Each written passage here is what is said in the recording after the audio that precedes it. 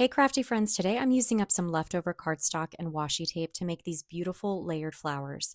This is one of those really easy projects you can sit down and work on without overthinking it, and it's a good way to actually use the supplies that tend to pile up, which in my case is scrap paper and washi tape.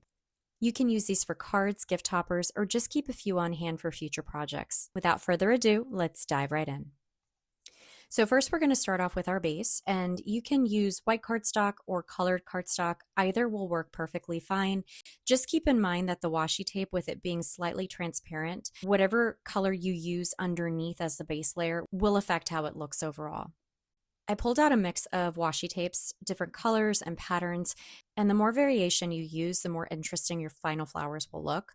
Some of these I haven't used much or at all, so this felt like a really great way to bring them back out. I ended up using paper washi tape for this, not fabric. I did not test how fabric would work, but I wanted something that was going to tear easily, so I basically stuck with the paper washi tape for this project. To start, I'm laying strips of washi tape straight across the cardstock. Just keep adding strips next to each other until the whole sheet is covered. Washi tape is notorious for not having the best adhesive properties, so going over everything with a bone folder does ensure that the washi tape and the paper are married to each other. Now, once your sheets are done, you can start cutting your pieces. So for this project, I'm using the nested flower die set from scrapbook.com. And I ended up mixing in some scrap cardstock as well that I have, because I have a lot of scrap cardstock that I do not want to part with, and I'm always trying to find projects that I can incorporate my scraps into. Layering different papers adds a bit more depth and keeps it from looking completely flat. So for this one, I'm doing about 5 layers, alternating between washi sheets and cardstock, and finishing with a smaller centerpiece, which also does come with this die set. Now, when you start layering, you can line everything up evenly, line up the petals evenly with one another, or offset the petals slightly so that they overlap, which is my personal favorite. I usually stagger them a bit. It gives a little more movement, and you're just going to repeat that for each layer. Now for the center, I'm using a brad, but you can use gems or pearls.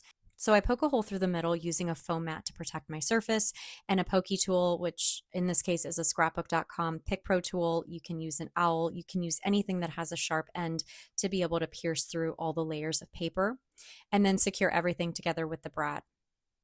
For this next example, I used a blue-green base instead of the white cardstock, and you can really see how it changes the look between the white and the blue-green base. The colors, as you can see, are a bit more muted, and mixing those softer layers with brighter ones can give a really nice overall balance. One thing that does help is adding a little double-sided adhesive between the layers. It keeps everything from shifting around and makes assembly a lot easier. Now at this point, you can leave the flowers completely flat or add a little dimension. I use my Pick Pro tool, or you can use another implement like a pencil to gently curl the petals upward. Then I fluff everything out with my hands just to give it more texture. It's a small step, but it really does make a big difference in how the flowers look and how they behave and move. And that is it. Here are the finished flowers. They are all so beautiful, slightly different, which is what I love about them. I ended up making a really quick hello card using a flower with solely washi tape layers, and really all of the hard work is done. So if you have a bin of these pre-made flowers, you just put it onto a card, glue it down, put a sentiment, and you're good to go. And it looks like you spent hours creating this card. I hope you enjoyed this video. Please don't forget to hit that like and subscribe button. Thank you so much for watching, and I will see you all in my crafty corner very soon. Take care, friends. Bye.